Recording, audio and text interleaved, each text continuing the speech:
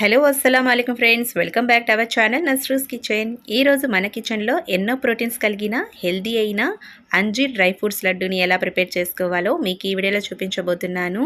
ఇది తినడం వల్ల మనకు రక్తహీనతను తగ్గిస్తుంది, అలాగే ఎముకలను దృఢంగా ఉంచుతుంది, అలాగే మనకు జుట్టు రాలే సమస్య నుంచి కూడా తగ్గిస్తుంది. సో ఈ అంజీర్ లడ్డూని రోజుకొకటైనా తినండి, ఎన్నో ఆరోగ్య ప్రయోజనాలు కలుగుతాయి. మరి సింపుల్గా ప్రిపేర్ చేసుకుని ఈ అంజీర్ లడ్డూని దీని ప్రాసెస్ కోసం ముందుగా అయితే ఒక బౌల్ని తీసుకోండి. దీంట్లో మనము ఒక 10 వరకు అంజూర్ని తీసుకోవాలి. ఒకసారి కడిగి తీసుకోండి.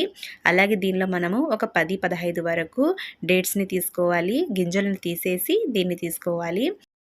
ఇలా డేట్స్ని కూడా యాడ్ చేసుకున్న తర్వాత ఇప్పుడు దీనిలో మనము గోరువెచ్చటి నీళ్ళను కొద్దిగా యాడ్ చేసుకోవాలి. సో ఇలా యాడ్ చేసుకుని దీన్ని ఒక 5 నిమిషాల వరకు సోక్ చేసుకోవాలి. సో బ్లెండ్ చేసుకోవడం కోసం మనం ఇక్కడ కొద్దిగా నీళ్ళని యాడ్ చేసుకొని నానబెట్టుకున్నాను. ఇప్పుడు నీళ్లు లేకుండా ఓన్లీ డేట్స్ అలాగే అంజీర్ని ఒక మిక్సర్ జార్లోకి యాడ్ చేసుకొని బాగా బ్లెండ్ చేసుకోవాలి. ఇప్పుడు స్టవ్ వెలిగించుకొని ఒక ప్యాన్ని పెట్టుకోవాలి. దీనిలో 1/2 టీ స్పూన్ వరకు నెయ్యిని యాడ్ చేసుకోవాలి. ఇప్పుడు దీనిలో మనము పావు కప్పు వరకు చాప్ చేసుకున్న బాదం, అలాగే చాప్ చేసుకున్న కాజు పావు కప్పు వరకు యాడ్ చేసుకోవాలి. అలాగే 2 టేబుల్ స్పూన్ల వరకు వాల్నట్స్ని చాప్ చేసుకొని యాడ్ చేసుకోవాలి. అలాగే దీనిలో 2 టేబుల్ స్పూన్ల వరకు వాటర్ మెలోన్ సీడ్స్, అలాగే 2 టేబుల్ స్పూన్ల వరకు బ్లాక్ రైజిన్స్ని యాడ్ చేసుకొని లో ఫ్లేమ్లో దీన్ని ఒకసారి ఫ్రై చేసుకోవాలి. అలాగే దీనిలో 2 టేబుల్ స్పూన్ల వరకు పంకిన్ సీడ్స్ని కూడా యాడ్ చేసుకోండి. లో ఫ్లేమ్లో దీన్ని మనము 1 నిమిషం వరకు బాగా ఫ్రై చేసుకోవాలి. అలాగే దీనిలో 1 టేబుల్ స్పూన్ వరకు గసగసాలని కూడా యాడ్ చేసుకొని ఒక అర నిమిషం వరకు లో ఫ్లేమ్లో ఫ్రై చేసుకొని స్టవ్ ఆఫ్ చేసుకొని పక్కన పెట్టుకోవాలి. ఇప్పుడు అదే ప్యాన్లో మనము ఒక 1/2 టీ స్పూన్ వరకు నెయ్యిని యాడ్ చేసుకోవాలి.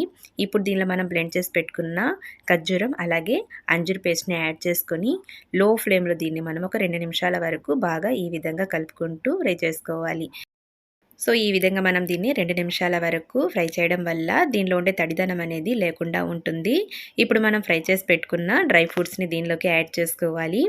ఇలా అన్నీ యాడ్ చేసుకున్న తర్వాత అంతా కలిసే విధంగా దీన్ని బాగా కలుపుకోవాలి.